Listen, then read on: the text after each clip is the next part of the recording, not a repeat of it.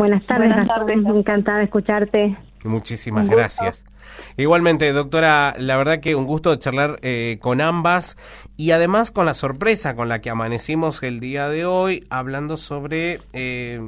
un documento, digamos una solicitada que proponen desde la asociación con la firma de por lo menos 50 médicos jujeños de distintas especialidades, de distintas relaciones también con el sistema de salud, pero que todos coinciden en que hay algunos puntos que no están bien en el ámbito de la salud pública y privada en nuestra provincia. Doctor Elías, la primera pregunta va para usted y en este caso preguntarle qué los llevó a sacar esta solicitada con todos estos puntos. Bueno, en principio lo que quería, digamos, recalcar y remarcar es que, bueno, AMEJU surge hace muchos años, allá en el 2017, como justamente la idea de los médicos autoconvocados de Jujuy, y hubo un impasse importante en estos años, después vino la pandemia, y nosotros el año pasado, en octubre, empezamos reiniciamos esta lucha que justamente surge con la necesidad de trabajar, digamos, sobre los médicos y médicas, bueno, que estamos en la administración pública, que estamos postergados hace muchos años, y obviamente que el principal interés es defender, digamos, nuestros derechos como profesionales, nuestra dignidad profesional, y ya vino la pandemia, fue una situación muy crítica para todos. Y bueno, empezó a pasar la pandemia, octubre, noviembre, y volvemos siempre al tema básico y esencial que es nuestro salario, el salario médico, que es un salario realmente muy, muy magro, muy bajo, entonces precarizado, podríamos decir. Entonces ahí surge, digamos, nosotros a fines del 2021, en diciembre, es que solicitamos reuniones con los ministros. Después, hace un mes que venimos pidiendo una audiencia, una reunión también con el ministro de Salud, con el nuevo ministro de Salud, cuando asume el doctor Buljubasic, justamente porque ya veníamos con la inquietud de nuestros salarios totalmente, digamos, desfasados de la realidad. Concretamente, digamos, con salarios, podemos decir, muy paupérrimos para, sobre todo, los médicos de 30 horas con especialidades en la salud pública. También, por supuesto, con los médicos de 40 horas, etcétera, pero nos interesaba mucho ese rubro porque nosotros somos médicos de 30 horas, especialistas, que nuestro salario realmente quedaba desfasado de la realidad y nos preocupaba sobre todo nuestra jubilación. Entonces empezamos a reunirnos con esto y sumado a que también, digamos, como AMEJU, si bien surge para defender, digamos, todo esto como que hablamos de los derechos del médico en la salud pública, también incluye a todos los médicos de la provincia y a todos los intereses de muchos médicos que trabajan en la parte privada. No todos, obviamente, están en la parte pública, y algunos médicos en la parte pública también en la parte privada. Entonces, abarcar a todos los médicos. La solicitada culmina, digamos, y termina esto porque a raíz de una publicación en los medios digitales del Instituto de Seguro Jujuy, en donde se prohíbe el cobro del arancel diferenciado. Entonces, realmente, bueno, ahí es donde se toca el bolsillo a muchísimos médicos de la provincia que no hacemos prácticas y que el valor de la consulta es muy importante. Entonces, en base a esto, a que nosotros ya veníamos con el tema de nuestro magro salario en la parte pública, y se suma a que además en la parte privada los médicos que trabajan con la mayoría, el 90% de la población, tiene Instituto de Seguro Jujuy, con un arancel muy bajo que paga el instituto, y el coseguro de 250 pesos que después no se prohibía, decía ahí, cobrar un arancel diferenciado diferente a eso. Entonces surge realmente la necesidad de decir, bueno, tenemos que expresarnos y manifestarnos en forma obviamente respetuosa, y que la población también, porque lamentablemente los perjudicados siempre a veces terminan siendo el paciente, pero también el médico, y esto lamentablemente no es de público conocimiento, por más que por ahí nuestros familiares o amigos pueden saberlo, pero la población en general desconoce situaciones que son claves por las cuales nosotros, digamos, nos vemos obligados a o cobrar un arancel diferenciado, o algunos a no trabajar con el Instituto de Seguro Jujuy, porque lo que no se tiene en cuenta es todo lo que nosotros invertimos para poder tener nuestro consultorio, atender al paciente, etcétera. Entonces, todo eso no está contemplado. Entonces, es que surge la necesidad y nos lleva a publicar esta solicitada, que la verdad tuvo muchísimo acatamiento por muchos colegas que, digamos, figuran, y que son muchísimos más, porque realmente esto evidentemente fue algo que nos sacudió. Y bueno, esperamos que comenzar, digamos, y defender realmente nuestros honorarios, o sea, que es que ese es el objetivo principal o primario. Hay muchos otros objetivos más por los cuales ANMEJU se reúne ahora y reinicia esta no sé si llamar lucha, sino este camino en la reivindicación, digamos, de nuestra profesión, porque ese es el objetivo. Siempre en base a la verdad. Nosotros no tenemos ninguna intención de crear conflicto con ninguna institución, con las autoridades sanitarias, y lo que queremos siempre es dialogar y hablar de frente, sentarnos y dialogar cuál es nuestra realidad.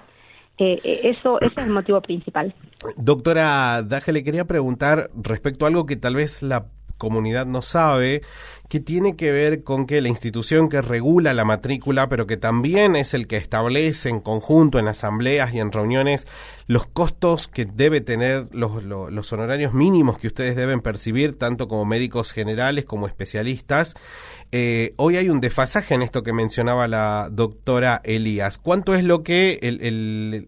cuál es el arancel ético mínimo sugerido por el Consejo y qué pasa cuando nos vamos a la obra social provincial y qué es lo que le abona a ustedes? Y por supuesto, sumando incluso el aporte que tiene que hacer el afiliado al momento de ir a la consulta. Bueno, dos cosas. Uno, que la solicitada la firman 150 médicos, que para nosotros fue un número importante, porque la verdad que los médicos no somos muy unidos, y esto hace que a veces no consigamos a veces los objetivos que nos proponemos. Entonces, para nosotros fue un paso importante este apoyo, que la verdad que como dijo Claudia, nos llamó la atención.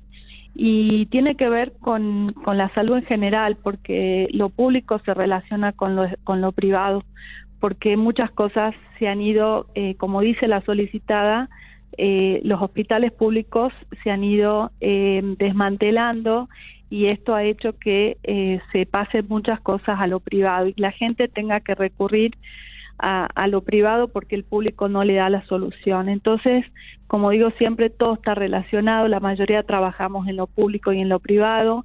y eso a veces es lo que usan para negociar el tema de los valores de instituto, porque cuando se plantea esto empiezan con digamos, atacarnos en esto de que los médicos cobramos de los dos lados, y creo que eso hace que cada vez tengamos menos ganas de trabajar en el Estado y que se estén quedando sin médicos. Es la realidad, que recorran los hospitales y vean. Y volviendo a la pregunta, el arancel ético mínimo sugerido por el Consejo Médico de la provincia para la consulta médica es de 2.000 para no especialistas y para especialistas de 3.000 pesos. Por una resolución, la 022-20 del 2022, que ahora, bueno, el instituto nos está pagando 750 pesos con un coseguro de 250 pesos, que es lo que ellos plantean, con lo que esto sería una consulta de 1.000 pesos, pero no queda acá eso. Lo estamos cobrando a 3 meses. O sea, nosotros hoy estamos cobrando el mes de febrero, o sea, el mes de mayo vamos a cobrar febrero. Entonces, a ver, si nos pueden entender un poco que esto no es político, esto no es atacar a nadie, al contrario, es sentarnos a hablar, y si realmente quieren que la salud en Jujuy sea de calidad, que nos sentemos todos los integrantes, porque si no, los médicos nos están maltratando, nos están desvalorizando, y creo que así la salud no va, ni la pública ni la privada va a salir adelante. Sí, la verdad que sí, y uno cuando se pone en el lugar, primero que nada, ¿no? Hay que romper con esta idea de que la medicina es solamente una vocación, ¿no? En realidad es una profesión como la de nosotros los periodistas, como un contador, como un profesor de historia, como cualquier persona que antes que cualquier cosa, más allá de su inspiración, de lo que sea, es un trabajador y que merece una remuneración adecuada. Y justamente en esto que ustedes están mencionando hay una diferencia económica muy importante entre lo que establece su consejo médico con lo que está pagando la obra social de la provincia de Jujuy.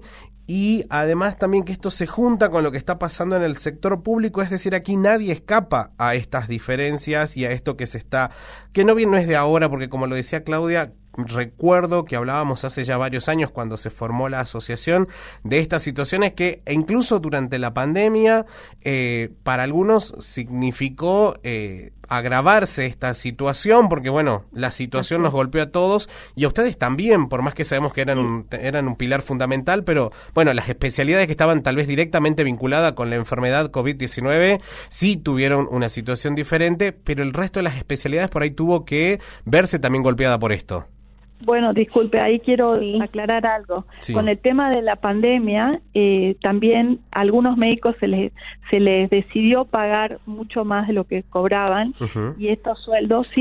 los siguen cobrando a pesar de que terminó la pandemia, y esto hace que también entre los médicos hayan diferencias.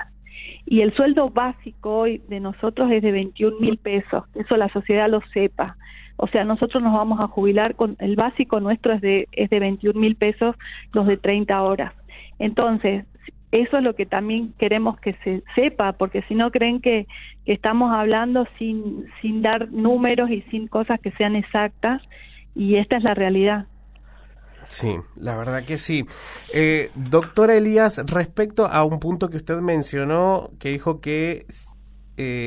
venían de reuniones, tuvieron reuniones, recuerdo, hace unos años con el anterior ministro, ¿sí? Que en ese sentido, antes de que irrumpa la pandemia, ¿en qué condiciones habían quedado esas reuniones? ¿Habían podido intentar algún tipo de acuerdo con el anterior ministro? Y ahora que tenemos otro desde hace poco, ¿han podido tener algún tipo de respuesta ante estos planteos? No, lamentablemente con el ministro anterior no tuvimos ningún arreglo, al contrario. Lamentablemente, como dijo Luz, el sistema de salud pública fue desmantelado, los hospitales también, o sea, muchos servicios de especialidades también fueron desarmados, y eso, como dijo Luz también, basta con recorrer los hospitales y ver. Lamentablemente los pacientes, que son los que sufren esto, al final, ellos andan de un lado para otro, para una interconsulta, todo, pero bueno, ellos son los que sufren, eso posiblemente no se visualice, no se visibiliza eso. Así que bueno, todo empeoró, excepto como, digamos, la pandemia, digamos, lamentablemente fue para eso, para que empeoren muchísimas situaciones, y tanto de los médicos lo que no estaban relacionados directamente con el COVID como de los pacientes. Con el actual ministro, desde el 1 de abril, en abril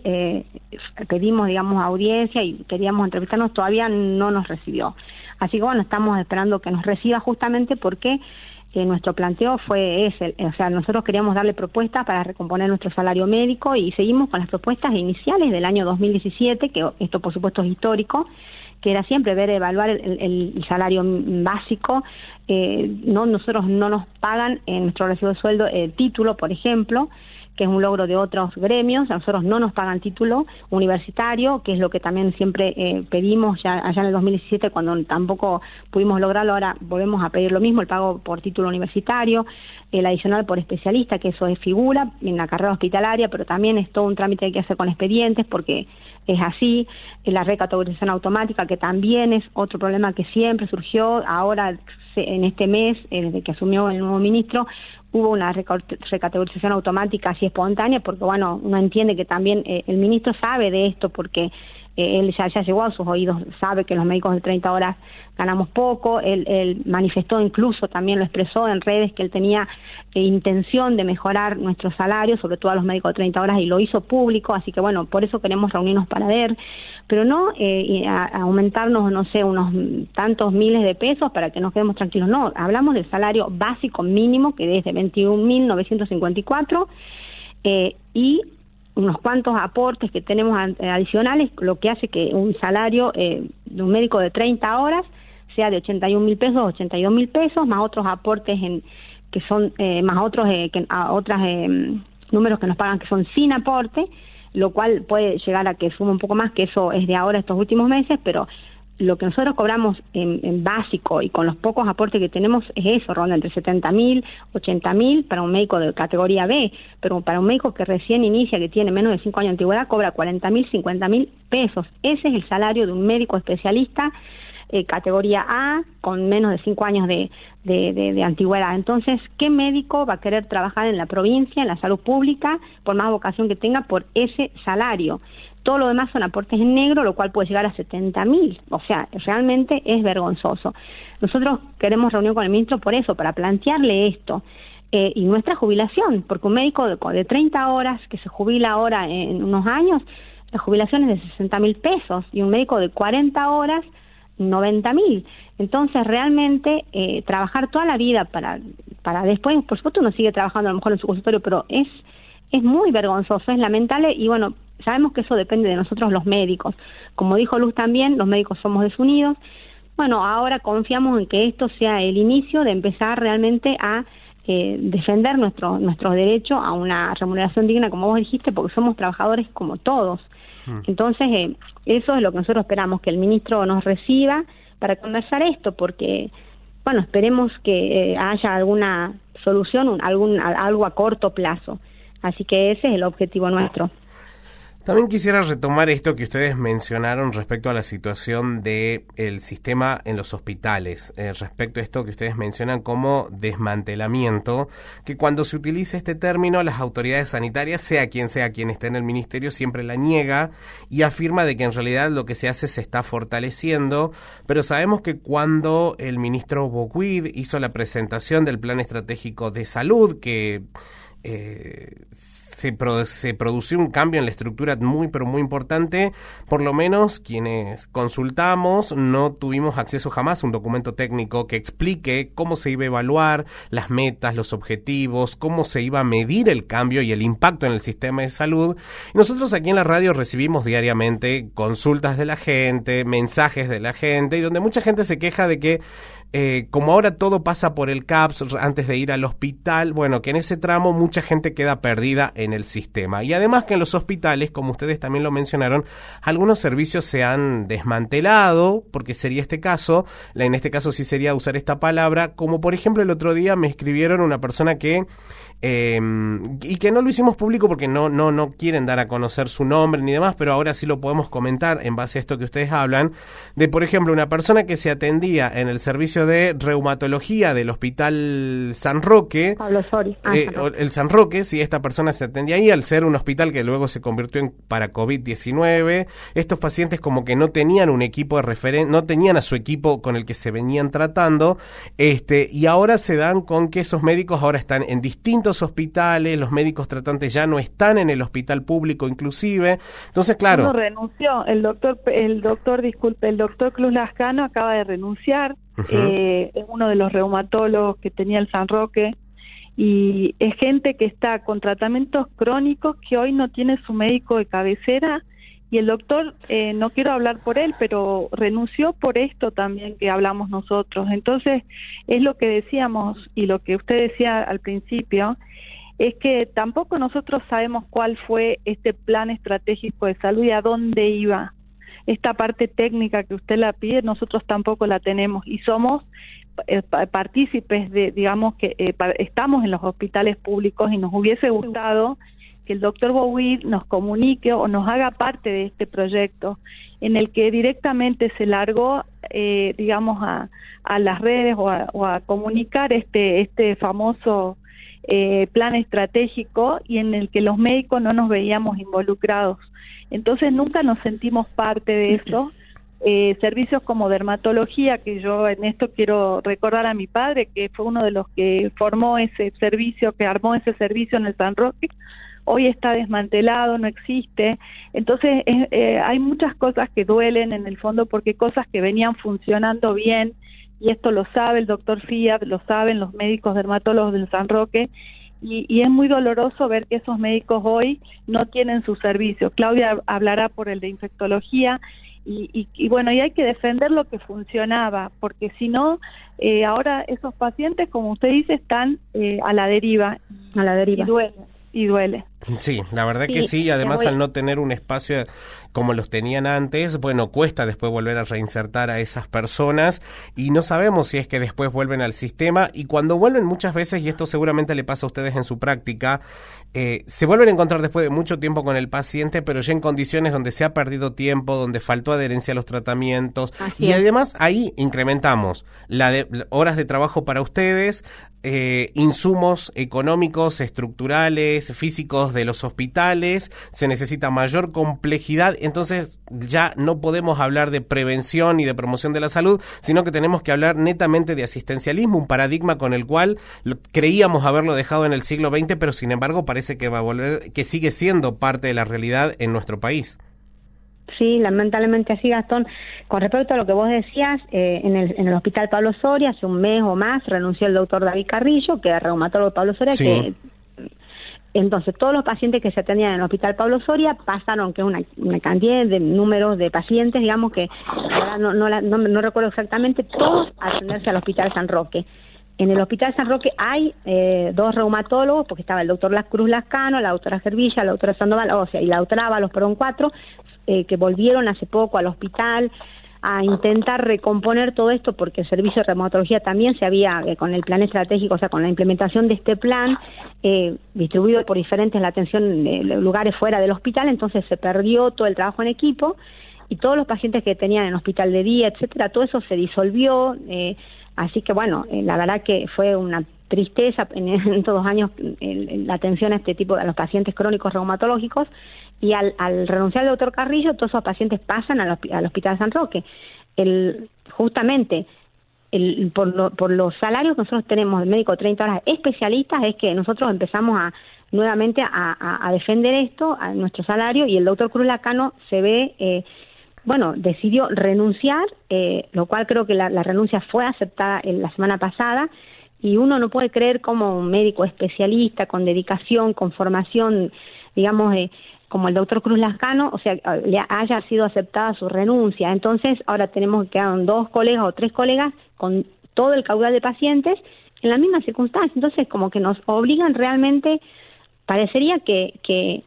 uno diría, bueno, entonces, ¿qué es lo que quieren? ¿Que renuncien? ¿O cuál es el objetivo real? Entonces, porque no se entiende. O sea, es muy triste, es como que parecería que eso nos están empujando. Y además no hay también ningún otro interés. Y además también en esto que estamos charlando, creo que es importante que la gente por ahí también pueda llegar al punto de poder comprender que esos servicios de lo que estamos hablando, como por ejemplo reumatología, pero que no es el único, son pacientes con características particulares, o como pasa con infectología también, porque uno por ahí tiene la idea de que el sistema de salud está para atender eso que te pasa en el momento, pero hay pacientes, y sobre todo hoy con la cantidad de personas que viven con enfermedades crónicas no transmisibles,